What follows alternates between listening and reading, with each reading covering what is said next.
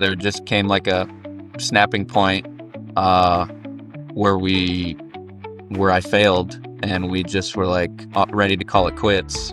And I moved out for a little bit, and God just met me where I was and changed my heart and kind of made me realize that the best thing you can do for your business is have a good marriage. Guys, today's episode is awesome. You're going to love it. Listen for the frat house fire story and for how building their empire almost cost them their marriage. Not only that, but how they were able to save it and how they've been able to completely turn that around and make their marriage the strongest part of their lives. So much good stuff in this one. Let's get started. Welcome to the Our Family Invest podcast, where we explore what happens when family, purpose, and entrepreneurship align. I'm Mike, a former Maui firefighter who reached financial freedom in just 5 years through real estate investing. And I'm Caroline, a Maui-based realtor here to educate, empower, and elevate my clients to make smart real estate moves, whether right here at home or through my nationwide network. Together, we're chasing our full potential as individuals, as a couple, and as a family. We're here to build a life that matters. And each week we share the stories of couples who inspire us to love harder, dream bigger, and grow bolder. So join us and let's learn, share, and grow together. Today we've got Rob and Alexia Hoffman on the show, and these two are quite impressive. They bought a school that nobody wanted and turned it into 10 apartments. They built an 80-door rental portfolio in 4 years. They had 4 daughters in 30 months. And as you might imagine, somewhere in the middle of all that building, their marriage almost fell apart. Rob and Alexia are builders in every sense of the word. Builders of property, builders of businesses, builders of community. But what I love most about their story is not the highlight reel. It's the moment when success started outpacing alignment and how they were able to work to bring it all back together. Rob, Alexia, thank you so much for joining us today. We're excited to dive into your story. But before we do, I want you to take a minute to share what you love about each other with our audience. So, Rob, if you were to introduce Alexia, what would you tell us? And then Alexia, pull back the curtains a bit on Rob. All right. Yeah, Alexia is a firecracker, passionate, loves a challenge. She, there's nothing stopping her when she gets her mind to something. And it's comes out in the way she runs business and the way she parents. She wants to do what's best all the time. And I think it comes out as some stress sometimes as well, because she's striving for perfection. Her main goal in life is to provide just an awesome life for our children. And I think in doing that too, peeling back some of the layers of hurt that she's gone through and facing those head on, so our girl, doesn't get passed on to our girls, and they can, live a life like she wasn't able to. Amazing. So nice. Yeah, I would also say Rob is super passionate. I would say we are both very hungry for more. We definitely want to be the transitional generation, not even financially, but more emotionally and how we live our life for our kids. I think Rob is super intentional of just wanting to be a present dad and really be involved with all of our girls. And I think he's done a lot of hard work on himself to get there. I think it hasn't been, easy. I don't think what he grew up with is what he wants to give our girls. And so he's really made an effort to change his lifestyle. I think from a work perspective, he is very logical. He's very practical. And we balance each other out really well in that way. He is not afraid to dream big, but he's also going to make sure that he can figure out the logistics behind it. He loves Jesus. He wants our girls to love Jesus. He wants to make disciples more than he wants to make money. And I love that about him. And he's just somebody who is, when he gets his mind to something, he is going to figure out the logistics way to get there. And he's not going to stop researching it until he can figure it out. That's great. I love that. I always like to ask how people met and what your first date was like. Oh, dang. So this is cool. We met at a church picnic. We were handing out hot dogs to the homeless. And Alexia had this huge cast on her arm. And her and her friends invited me to their small group.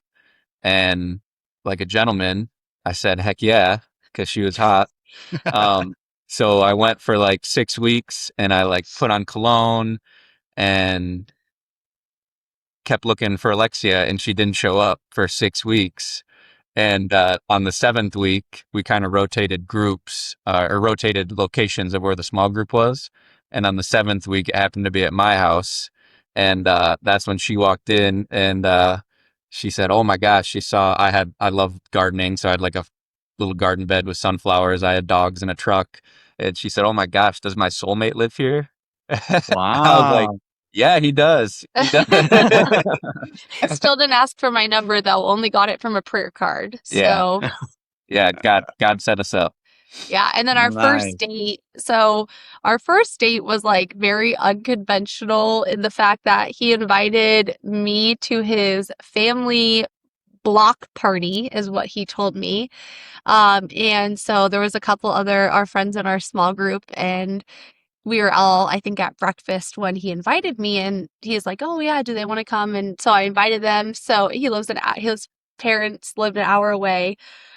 So we all drive down there for his big family block party. It was like Labor Day weekend, and we get down there, and it's just his dad, his sister, his brother, and that was the family block party. And I'm like, oh my gosh, what if my friends didn't come? Like, I would have been alone with this guy's like very intimate family on this boat. So that was our first date, but then our first like romantic date, where he picked me up. We went to like a nice steakhouse and he had to cut my steak for me because I still had a huge cast on Yes. after the surgery I had. Oh. And I made a joke about like a shark attack, and the waiter believed me, and then we got free dessert, and I felt too bad about lying about it because I had like scars up my arms and my legs, like my complete leg was wrapped, my arm was wrapped. So I said it as a joke, and then he was so empathetic that I didn't even get to I felt too bad to correct him. So I Oh. still live with a little bit of guilt from that, but it was a great first date. We laugh and Wow. talk about that pretty often, him cutting my steak and now cutting our kids' steak. Oh, that's cute. I love the shark attack. I'm gonna go with it. I don't need to know anything more. Shark attack. Let's do it. That makes for probably a better story anyway, right? Yes, Yeah. exactly. That's what we decided. Yeah. Awesome. All right. So let's dive into your business. Give us a snapshot of what it looks like today and then tell us how you got started. And Yeah. Yeah. I mean, I can tell how we got started, and then he could tell where we are today. So when we started dating, we both owned our own homes. At the time, Rob was just living a bachelor life, renting out rooms on Airbnb to pay his mortgage in my house. in his house. Nice. Yep. He spent $126 a week on all of his expenses, and that was it. Dialed. It was insane. Nice. I messed that up pretty quick. And so when we decided to live together, he moved into my house. We continued to rent out his single family home that was technically 2 bedrooms, but we rented it out to 3 separate people. We quickly learned that was a nightmare. And at the same time, we started talking about buying our own investments. So the first, how it kind of got started was I'm a realtor, and I was at an RPOA conference, and we heard someone speak on student housing. And all the other speakers were a lot of older gentlemen that talked about like hard money, hard lending, and, wholesaling, and just stuff that felt a little gross to me, how they were talking about it. And then this young blonde firecracker came on and she's talking about student housing. I'm like, I think I vibe with you. Like, what are you talking about? Like, I'm interested. And she's like, most people don't want student housing because they think, kids trash it and parties and blah, blah, blah. But I'm going to tell you how to buy, get the nicest rental with the best renters. So I had just texted him before her presentation, like, I'm not going to buy anything, don't worry. And then after that, I was like, okay, I'm buying this. We're going to, like, this chick knows what she's talking about. She's awesome. So we bought it. Next morning, we went to IHOP. We read through 2 full binders of information, leases. I scheduled 10 showings that day. Both of them were in 2 different college towns, about an hour and a half, 2 hours from each other. And we wrote an offer that night on one of the properties that we saw, it was not how we expected it to go whatsoever. We had budgeted to completely renovate it to follow her method of making it the nicest one, getting the clean girls and, all of that. Nope, they didn't have it listed. They already had 6 guys, like frat guys, that were on a lease for this house, even though it had been vacant for 2 years. We had like 12 hours worth of a plumber to fix burst pipes that Rob said he would fix in a half hour and $50 at Lowe's. But it didn't stop us because we were able to use the money that we were planning to spend on the renovations to buy another property. So that's really how we got into it. I was 21 at the time. He was 26. It was very much like, we don't really know what we're doing. I was in real estate. He was in commercial construction as a project manager, but we're like, we're just going to figure it out. Like, we had tenants that were older than me, multiple tenants that I was in the process of evicting that were older than me. So we just, we're like, all right, like, what's the worst that could happen? Let's just go for it. Wow. Wow. I can't believe that you went into student housing after just like a conference, and to a frat house. Like, I've been in a number of frat houses in my day. That is the last thing that I would want to invest in. So like, what made you continue down that road and actually close on that property and, see that going. through? Yeah, it's my favorite, and I So, didn't like it at first, is what she's gonna say, but well, what I was going to say is, so the first house that we actually bought was not a frat house. It was 6 guys in a fraternity living there. But we later purchased an actual fraternity house, which we still own. 13 bedrooms, 2 toilets next to each other, like the full 9 yards. Nope. Okay. And that is my Continue. favorite. Sorry, go ahead. Behind the walls. You got to tell us why it's your favorite. That sounds Yeah. unbelievable. Yeah, so why we really like, well, student housing in general, especially a fraternity, it fills itself every year. So that's kind of one big barrier. And then the second thing that we found is, because a fraternity they take ownership in the house. So yes, they have big parties, but also they don't want us there because they're having big parties. So that's nice. And then a lot of times the dudes, at least, I'll pay them for the material, and then they'll redo their own flooring. And so they've kind of kept it up to date. And we have annual inspections, and we've had to do onesie twosie things like door stuff that they can't do, but they've really taken good care of it. And Better than the other 6-bedroom with the guys that are fraternity guys, not in a frat house. Yeah. Wow. And then we rent it out by room. So it's like $450 a room. And it just adds up. It's almost $6,000 a month, and we pay. It was I don't know how numbers I'm supposed to get, but we don't pay even close to that on the mortgage. So we bought it for like $217,000 to give you. Wow. And then in like 2021, like rates were 3s. Yeah. Like, it's insane. Yeah. Wow. I'd buy 50 of them if it was like that. If they were all like that. It makes a whole lot more sense now. Picture's getting clearer. And have you ever had delinquent rent, or do you have the parents back their rent? So in the course, it always said to have the parents back it. We found when we put all 13 students on the same lease, we have never had an issue, because there's always one responsible one, because I think we have decent late fees. So they've incurred late fees before, but it's never been an issue. Go ahead. Yeah, we do that for all of our rentals, all of our student rentals. We put all of the kids on the same lease. And what we've learned is that it then becomes on them to figure it out. So we're only collecting one payment. We're not doing multiple payments. It's very clear. We have obviously a portal that they can go into, and it's all automatic. They're going to get those fees. So we haven't.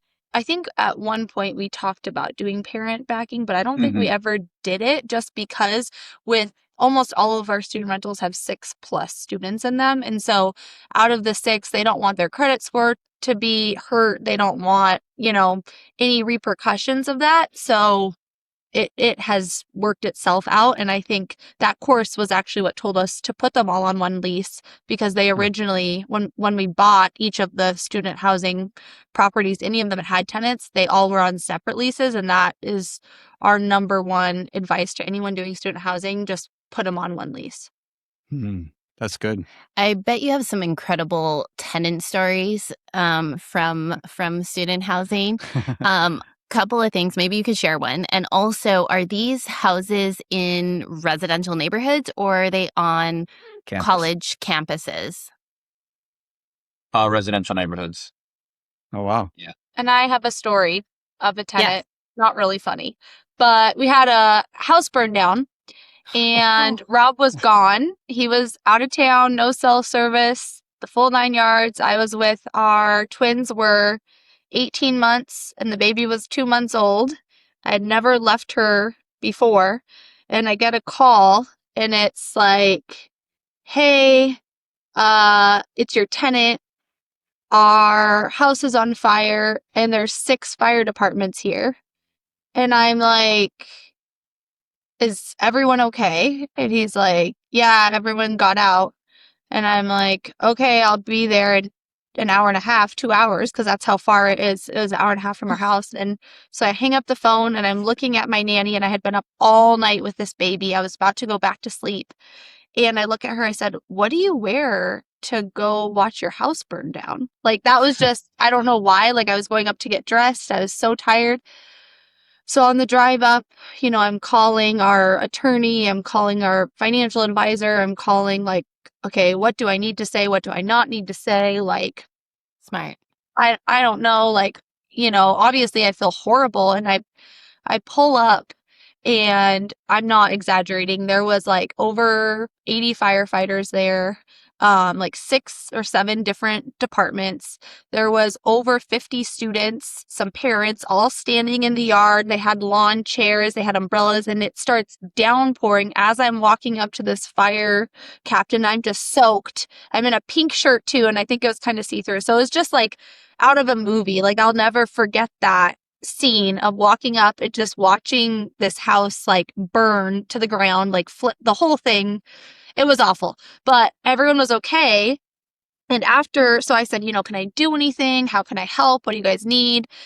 And because they were in a fraternity, this was a secondary frat house. It wasn't their frat house, but this was another group where it was 8 of them that were in the same fraternity. And so the school had found them like some place to stay, but they're like, oh, we don't have anything. I'm like, okay, well, why don't you get in my car, my giant Suburban? We'll move the car seats and we'll go to Meijer and just get you guys some stuff. And these guys are picking out $100 work boots. They're picking out like fancy soap. They're picking out like the most expensive deodorant. I'm like, all right, that's fair. Like, I'm just gonna go with it. But oh my gosh, I was cracking up at them shopping. They bought a whole summer wardrobe of like printed shirts. Like, I was just, everyone was, I think, pretty happy about it in the end, because they got some new stuff, and a majority of the electronics somehow didn't burn, and they were able to recover them days later, even with all the water that was in there. It was bizarre. So, Wow. yeah, kind of interesting, but interesting story of student rentals. So did you rebuild? Did you have insurance coverage? And how did you deal with, I mean, the kids and their leases? And where'd you put them up? And Yeah, so the college was great. They actually housed them. So Great. that was a blessing. And then we ended up, we had good insurance on it. So we got, we paid off the mortgage, and then we had some money left over from it. So we opted to just tear down the building and sell the land as a lot, is how it Okay. shook out. So from a bad scenario, it ended up, Yeah, we made money on it. It was not fine. the worst thing ever. And it did increase our insurance, but our lease was written in a way that we were protected. So overall, it was a good lesson learned, but we're very grateful that we had, hired lawyers and all of that beforehand, so that it was very straightforward. We were covered, both financially and legally. So that was a Do you know blessing as how it well. started? Yeah, so we did have an inspection on the property actually, which funny enough, we don't have inspections on a lot of our properties, but this one we did. And they didn't flag anything with electrical, but there was old knob and tube that was in the attic and it wasn't accessible, or the inspector didn't go back there. I don't Yeah, it wasn't accessible. Yeah. Yeah, and so something, I think a mouse or something must have chewed it. And the only reason they all got out was one of the kids wore a CPAP and the CPAP stopped working. And so he was like, "What's going on?" Got up, saw the smoke, got everybody out. It was like 6 in the morning when it Wow. happened. So yeah, That is crazy. a Wow. miracle. So I'm Yes. glad that turned out that way. Wow. Well, Okay. and there were Yeah. 16 people and like 3 dogs there at the time, Oh. even though our lease was like for 8. So they had like everybody and their girlfriend and their pets, and they're having this big party and everybody got out. So thank God. Wow. Yeah. Yeah. I don't even know where to go from that. Okay, Yeah. so This you is the kind of stories that I expect if you own a frat house. Like that, this nothing doesn't surprising there for me. And this this is does why we not don't warm invest him. in frat houses, but more power to you. That's Well, amazing. maybe this Yeah. will be the push you need to start looking Maybe. into some frat houses, or send them to us. We'll buy them. There Yeah, you go. Yes. perfect. We'll send them. Okay, so you also have an old elementary school that is not a frat house, but you converted that into 10 apartments. That sounds a lot more palatable to him for sure. So how did that come about and what did you learn through that process? Yeah, so we live in a small community, and there was an old elementary school that had been abandoned for 5 years, and probably longer than that. And a developer kind of guy had bought it and not really been able to not get much traction going with it. Didn't He had fixed up like one unit in the 5 years. So, yeah, I wasn't really interested in it because it was kind of a high purchase price, and so it was listed at 650, and it just didn't make sense there. I think it was over 7. Oh, My and negotiation skills and persuasion to Rob is really the only reason that Yeah. it was even on the table. So yeah, we ran some numbers, and yeah, we were pregnant with the twins at this time. So um yeah, we started chatting. It probably took like a year to kind of negotiate with them. They weren't very friendly, but we got the price down to like half of what they were asking. Um and then yeah, just kind of had a vision, and right, it happened. So we had the twins, and then like a week later we closed on it. So we actually took the twins to the closing, which was kind of funny. Their first That's closing. cool. 5 days old, yeah. Yeah. Aw. So yeah, and then right at that time is when I left my construction management job, and then my full-time uh, role was just managing the properties and kind of building out the school into the 10 units. Yeah.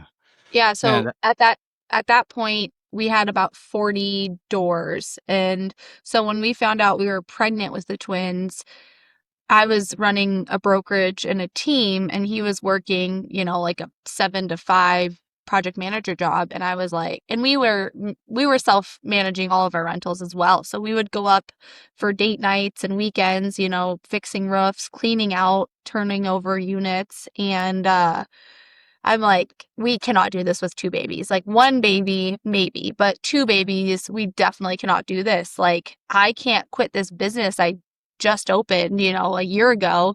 Like, you want to quit your job and go all in? And it was like very scary. And we had talked about it. And then this school project came up, and I was actually on the planning commission. So when he says a little village, it's a total of 400 in village limits. So very little. And I heard them talk about it at a meeting that it had already been rezoned for multifamily. And so I went back and I was like you said, once I get something in my mind, I'm not giving up. I'm like, all right, let's do it. We had previously bought the building that we're in right now was an old hardware store that we turned into my real estate brokerage, which is now a coffee shop. And we bought that for $75,000, fixed it up. It has 2 apartments up above. It's now appraised at 490 a couple Mhm. years ago. So um, we had kind of dipped our toes in the water with the village, and with the units above, we listed one of them and we had 82 applications within 24 hours. So we Wow. tested like how's the rental? What's the need here? And it's huge. Even though the village is so small, the surrounding areas have gotten so expensive that people are willing to travel farther. So that's what led us there. Long Yeah, version. that's a quarter of the population you're talking about applied for your Yeah. apartment. Yeah. Wow. So the coffee shop is in the building that you have right now? Yeah, That you're in? this is my office, so it's technically Clarksville Coffee and real estate. So Okay. the coffee shop is everywhere else, and then this is my office in here. But I don't run a team or a brokerage anymore. I left that ownership and I sell real estate myself. But we mostly focus on investments, and Yeah. I do coaching and speaking stuff. So the real estate is more at this point like referral, family and friends, very select uh, Yeah. clients. Hey family, real quick. If you'd rather watch your content, head over to Our Family Invests on YouTube. You'll find this episode and all our episodes over there. Don't forget to like, subscribe, and share your takeaways in the comments. Now, back to the show. Very great combination too, the real estate and the coffee, by the way. Yeah. Genius. Definitely Two things we interesting. love more than anything. Real estate and Exactly. profit. Us too. Us too. I love it. So I love that. I love everything that you're doing because it's like you have such a variety of things, right? And like the amount of stresses that these projects must entail is just beyond me. So I want to know, how did building this portfolio and all the stresses that came along with that, how did that bleed over into your marriage? Or did it? Oh, Oh, it did. it did. Yeah. So I think well, here I'll go through a day and night maybe, and then fast forward a little bit. So when I first started working on the school, we didn't really have help with the girls, the twin girls. So I would, not really sleep at night, get them fed in the morning. We would wake them up to feed them because we wanted them on the same like time schedule because we weren't going to just be awake all day and night. So we'd wake them up at like 7, feed them. I'd run to the school and work until they had to eat again. So then I'd come home, help feed, run back to the school, working. So that's kind of how it went for a bit. And then we got some help, um, a babysitter to kind of help throughout the day. And then it was good for a while there. But then, man, yeah, something, I think kid number 3 um, put a lot of, as the businesses were growing and I was still managing the rentals and Alexia was getting like more real estate. I don't know. There was just a lot going on. The coffee shop was getting opened. Um, yeah, there was never, we didn't prioritize making time for each other. We didn't really prioritize our marriage because our focus was on the businesses. Mine, well, I'll speak for myself because my focus was like, how can I be a dad? How can I provide? And yeah, there just came like a snapping point, uh, where where I failed and we just were like ready to call it quits. And I moved out for a little bit and man, God just met me where I was and changed my heart and kind of made me realize that somebody said the best thing you can do for your business is have a good marriage. Mm. And man, it's so, we don't really have bad, I don't really have bad days anymore because our marriage, when I wake up in the morning, I know my day's gonna be bad if we're not having a good day. Yeah. So yeah, we just made, just both of us were like, we have these businesses, we have these kids, but none of that, like, we've got a breath of what that could look like if our marriage doesn't win. So it's like, here's where our focus needs to be, even while all these things are going on. And granted, it's hard to make time for it because you have to go to business, you have to rock your kids to sleep, the young Yeah. ones. But it's just, yeah, I think a big thing too is just making sure your heart is in your marriage, not just like not an afterthought. Yeah, that's so good. And I'm proud of you guys for stepping back into that. I was just reading this book this morning by Morgan Housel. He's written a few books, The Psychology of Money, and then most recently he's got one called The Art of Spending Money.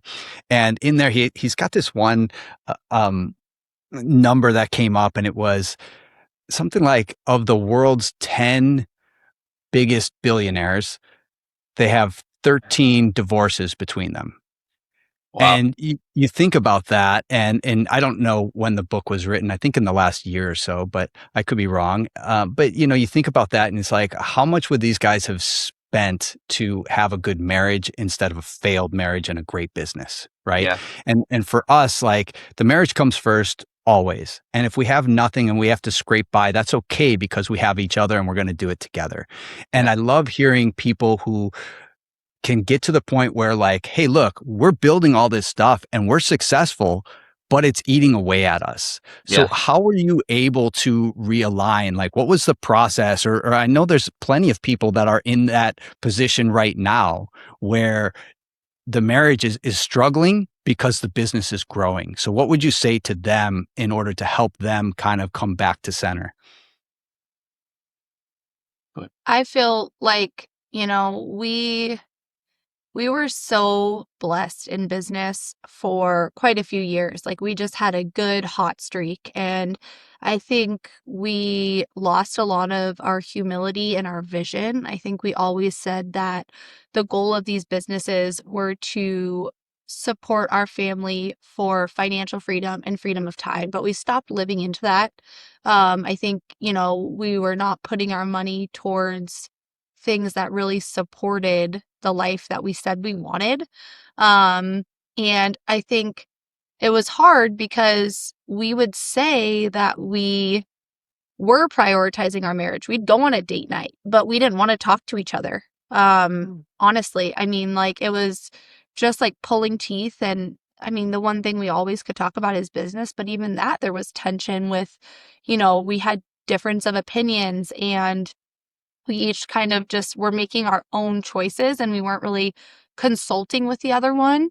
So I would say like that's kind of the first step is like bringing your spouse back into where you're at and like being vulnerable. I think that's hard when you don't feel like someone's receptive or maybe like they're not in the same space you are. For a while, I felt like I was just like begging Rob to like prioritize our marriage. And I think he really did believe he was at the time, but he wasn't in the way that I needed. So I think if someone is hearing that from their spouse and they're saying, well, I am doing as much as I can. If your spouse doesn't feel like that, then even if you're doing as much as you can, you might not be doing the right things for them. Maybe you're doing exactly what you would want, but that's not what your spouse wants. And I think after we hit that point, of not being together and really knowing what a life would look like if we weren't together. That was something that was really hard to grapple with. But I think by stripping it all back down and going to the root of like what we wanted and who we said we wanted to be, and then finding out ways to like actively start living that in the current season we were in, not waiting until the kids were older, not waiting until we got more sleep, not waiting until we had more time, but actively making choices that support who we say we are going to be. And um yeah, like it's still hard to prioritize our marriage, but like he said, like if we're good, everything else is good. And before all that happened, I would say our marriage was the number one stressor in my life. No matter what was going on in the business, it was just so hard to get along. It was like, I never knew what the conversation would be when I walked in the door. And it was hard, and now it's the best thing in my life. Number one, like the number one thing I feel good about. No matter what stress is going on, I really feel confident that like, if we're good, we're gonna figure it out together and everything else will work itself out. Yeah. I love hearing that, and good on you guys for making that happen, right? And now today you seem to be thriving. So, I mean, you have 4 daughters under 4 years old. God bless you. And how has your business had to change or evolve in order to serve your family instead of the other way around? Yeah. Can I can I answer the last question too? Just I want to Please. put Yeah. put Yeah. one thing in there. So yeah, one Yeah. thing Alexia was saying that well, I'll just say my name. So one thing I wanted to just add is like I don't think you can have a healthy marriage if you haven't addressed your own issues from the past. So one thing, especially a guy or something like, especially me, it was really hard to, and Alexia would say, I need to be loved this way. I would hear, you're not doing enough. And it's Mm. like, that's not what she's saying. She just needs something different. So I think there came a point where it was like, um, I can keep doing this my broken way, or I can, unlearn some of the behaviors that have been passed down, some just like worldly behaviors that are not from Christ, and take it seriously and make heart changes that aren't just like, not just like, hey, I want to work out, but like, hey, I want to be emotionally stable for my family, and that's Yeah. a big. I just wanted to throw that in there because that was a big change that I had to make. Yeah. Yeah. Yeah. It's the five love languages, if you're familiar. Okay. A lot of times we give love the way we like to receive love, and just like learning to communicate and understand what your partner, your spouse, how they receive love is oftentimes a little different than how we give love. And Yeah. so we've had to go through those growth struggles too, and also just having that understanding of what is well received. Yeah. Yeah. Exactly. Yeah. Yeah. No doubt. And I got a good answer for your next question too, if you want me to keep going. Keep Yes. Please. going. uh, yeah. So one thing that we both have agreed to is just be home at 4 every day. So we get to spend like 4 straight hours with our girls, and our sitter doesn't start till 8 in the morning, and the girls wake up at like 6. So one of us is up. We spend at least 5 to 6 hours a day with them. And I do think a big thing too is like typically our dentist appointments or our everything that we have to do is in that 8 hour stretch. Like the family time after 4, like we're not, someone's not jumping out to go get a haircut. That's when we're hanging out with our family.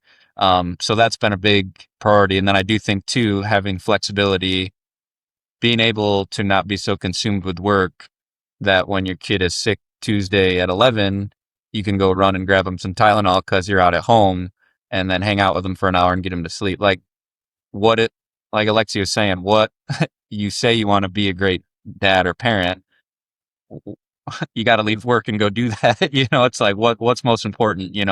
Um, and yeah, just having the availability to show up consistently. Mhm. Yeah. Yeah, if I can just add on to that, like he said, so 8 to 4 is when we have childcare 5 days a week.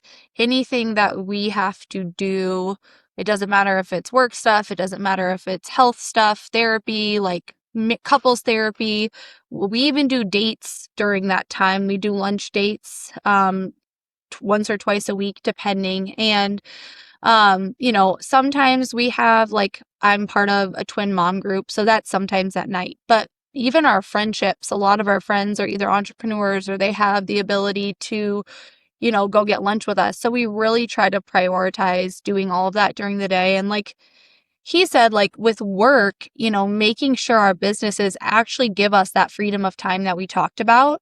I think there was a period of time where we both hired people that were supposed to do that for us, but we held on to that control of not wanting to like let people in or not willing to step away. And I think once we were able to really step back and say, like, okay, we hired these people for a reason. We don't need to do all of the things, right? What I always say is if somebody can do it is 80% as good as me, they can do it. Like it doesn't need to be how I do it. Like my newsletter, it doesn't have to have the exact font text that I want, like all the things like that. And we both have, virtual assistants, we have managers, we have different people that we have brought on. And I spend a lot of time, I feel like, equipping them, right? Like that's my goal is like, I want to build the systems and processes so that other people can do the work that I used to have to do and really spend my time on high level tasks. I very rarely spend more than 10 hours a week working, even across all the businesses. Maybe 20 if it's, I have an exciting something I want to work on, but we really do have the flexibility to just not show up and not work anytime we want, which is a blessing and a curse, right? Because if we don't show up, nothing, doesn't necessarily go how we want it to go, or as much doesn't get done. But overall, I think it's really like, as an entrepreneur, making sure you're actually building a business to support the lifestyle you want, not just doing it saying, oh, I'm an entrepreneur, I have freedom of time, but then not being willing to go on a date with your spouse in the middle of the day, not being willing to stay home with your kids if they're having a rough time, or, like, we go back to bed. Well, I go back to bed. Like, if I'm up with the kids all night and the nanny gets there at 8, I'm going to go back to sleep and cancel my morning meetings. I'll cancel my workout. I don't really care. Like, that is why I signed up for this. Or I can go on and be miserable at work all day and then be miserable with my kids all day. Like, that doesn't serve anybody, right? So I think just giving yourself like permission and grace to actually be the entrepreneur you dreamt of when you decided to, because there's a lot of things that can keep you from thinking that's okay, especially when you see someone else talking about working a 60 or 80-hour work week. It's like, no, you don't need to do that. As a parent, you shouldn't do that, in my opinion. I think there's definitely different seasons. There's seasons for growth, and of course you have to put in more work and more hours. But if you have a business that's making good money, like, there is not really a reason to be working more than 40 hours a week, in my opinion, right? Like, you can outsource enough of that stuff. Yep. It just doesn't, it's just it's a priority thing, right? That's what it becomes. Yep. And that is testament to building the systems to be able to scale so that you can cut back from working 60 or 80 hours a week to those 10 hours a week. And I know you wrote something that I want to touch on too, and shift gears a little bit here. That I think Rob, you've lived your whole life in Michigan, and you guys are getting ready to just up and leave to a new place with no job, no anything. Can you unpack that a little bit? Because I'm really curious about. Well, we haven't really told a lot of people, so we're like exposing ourselves here. So he'll kind of give you the story, but for people listening that know us, surprise. Yeah, we love Jesus, and we went to this Christian business owner, like entrepreneur conference, and they had a speaker there who spoke on just kind of how to hear from God and your identity in Christ. And one of the questions that he always asks is that he asked Jesus in his prayers is just, what do you want me to know and what do you want me to do? So man, that weekend I just really prayed that, and a few mornings was praying that, didn't hear much.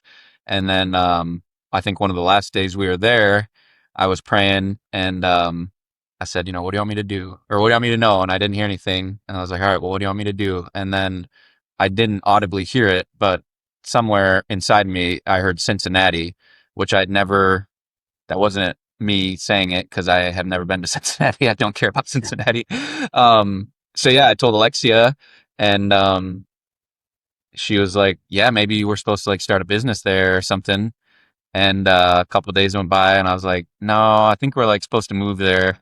So we like kind of jokingly sent each other some houses, and then jokingly like sent each other some schools for the girls. And then my pastor, who I meet with, was like, hey, why don't you just go check it out? And so we drove down there, and there was just so many like, they weren't coincidences. I view them as like divine interventions of just like you can't not be here sort of thing. So Wow. yeah, we're moving in June, and I keep saying, we have the businesses here, the rentals we have a property manager that can kind of run itself, and then I own like a construction management type thing that I'm hoping I can do remote. We'll find out. But yeah, I really just want to go there with my hands open and I think there's a blessing down there. I'm not sure what it is, but we're going down there with our hands open. I love that. Was there anything when you visited Cincinnati that you were like, love, so glad we got here?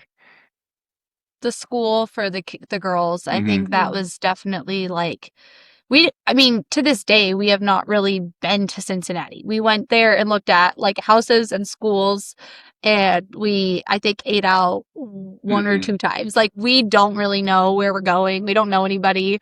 But when we toured that school, we were both just like weeping. Like, I don't know. It was so powerful. And Wow. there was so many signs from God that even though it doesn't make sense. It's something that we don't feel like we can deny.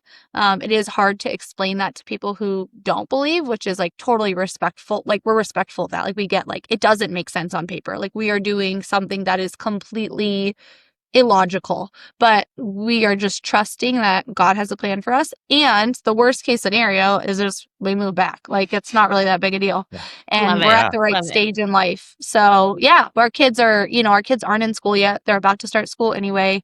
Our businesses are at a point where they should be able to run themselves. And if they can't, then we probably got to get rid of them anyway.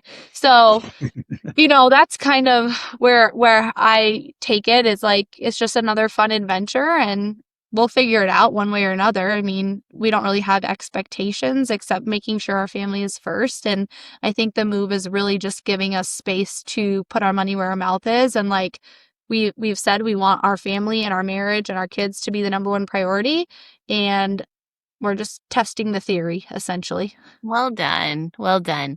Speaking of your girls, what do you hope that your girls learn from watching how you live, work, and make decisions? You want to answer that one? I would Yeah. love to. Yeah, I think, man, I guess my biggest thing that I want my girls to know is to love Jesus. And that really, if they love Jesus, I feel like the I don't know, everything else will fall into place if they have a good relationship with the Lord. So, but yeah, I do think too, I'm sure I'm creating some, soul wounds for them right now. And I don't mean to be, but, yeah, just being proactive in, your emotional health, and knowing when it's time to, take the foot off the gas and look at yourself in the mirror and kind of figure out if you love yourself, and how that will affect everything around you. And I think a lot of that is through Jesus. But yeah, I that's a like really it. good question. Yeah, that is a good question. I'll just add on to that. As a girl myself, growing up, I was an only child, but for me, I think obviously loving Jesus, but yeah, just like never feeling like they're too much or not enough, or that they need to change or please somebody, and that they can do literally anything that they set their mind to. I don't know if you guys have seen those things on social media. It's like I literally can do anything. I'm insane, because that's how I feel like all the time. I'm like, somebody's going to tell me no, and that just makes me want to do it 50 times more. And so I Love it. want them to feel that way of like, nobody can tell them what they aren't capable of. They can literally do whatever they want, and they're perfect just how they are. They don't need to dim their light. They don't need to people please. They don't need to fit a mold that somebody else, even us, might accidentally try to, put them in. And I just hope that they can live unapologetically and, know that they're so loved by not only Jesus, but by us too. Yeah. That's good. All right, you guys, we'll start wrapping it up here. I know time is of the essence. So I got 4 more questions. We'll try and make them quick. First Yeah. one is, who or what has inspired you most along your journey? Could be a book, a person, place, maybe someone you never met.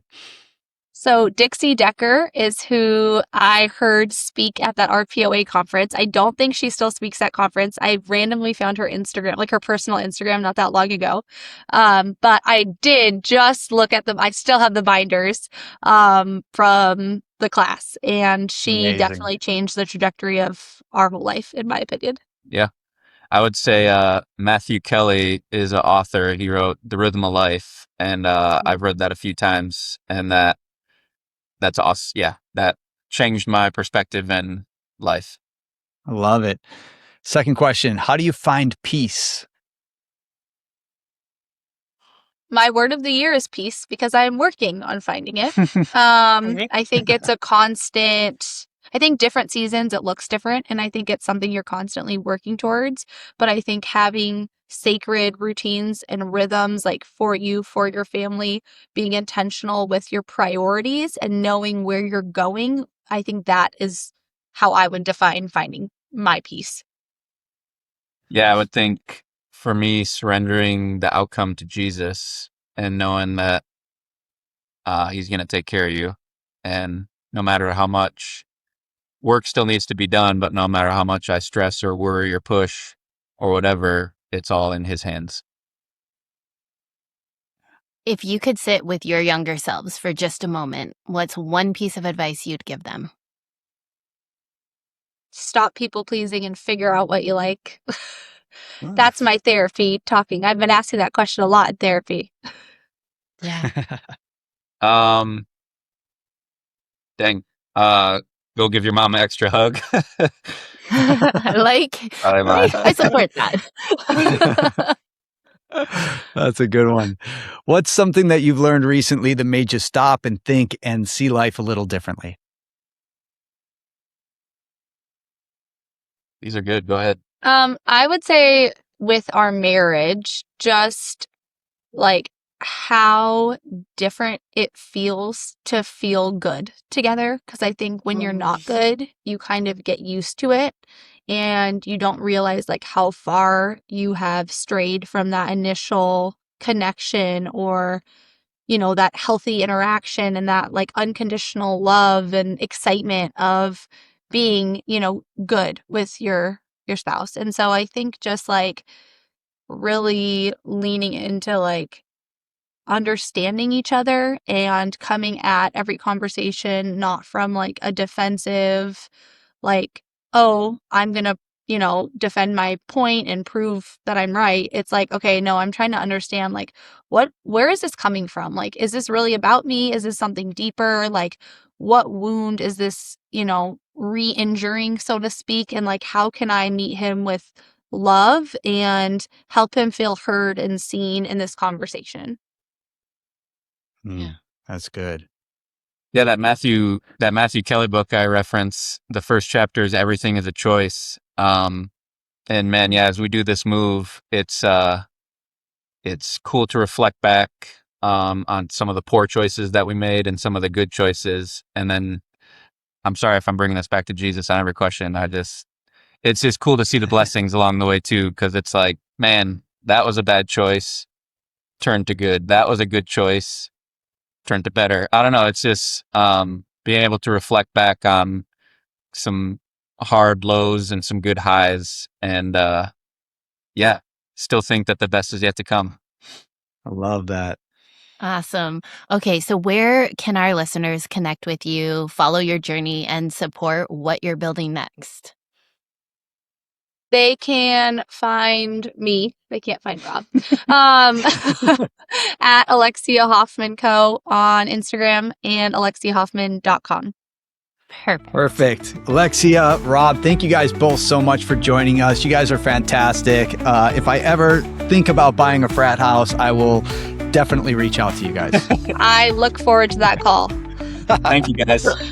Thanks, guys. Thank you. I know you know what I'm going to say about this one. It's the importance of building systems. That's the biggest takeaway. You're never too small to think big. You can strategize for growth even when you're small, and you can start planning for those 10-hour work weeks early in the building process. I love that they are so faith-driven, even to the point of giving up everything they know to move to a town they've never been to with no real plan. That's amazing. That is amazing. Super cool. Yes, I am excited to see how their journey unfolds. We should get them on the podcast again about a year from now, and I'm sure they're going to have some amazing news stories. Thanks for being part of the family today. If you want a closer look at our journey through real life, business, and all the wild adventures, follow us on Instagram at Our Family Invest. And for free resources to help you on your own path, head to ourfamilyinvest.com. If you like this episode, send it to a friend. And if you're feeling extra generous, drop us a quick review. It really helps us grow this community. Thank you so much for being part of our family today. We really, truly appreciate you.